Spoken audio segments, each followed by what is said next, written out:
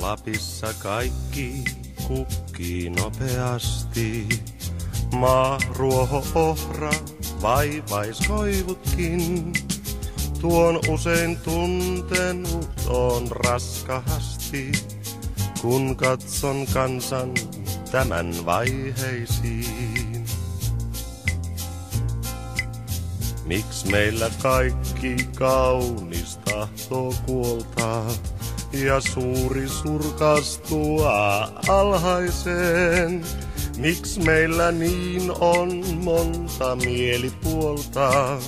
Miks vähän käyttäjiä kanteleen? Miks miestä täällä kaikkialla kaatuu, kuin heinämiestä toiveen tosiaan? Miest aatteen tunteen miestä kaikki maatuu, tai kesken toimijansa katkeaa. Muualla tullaan.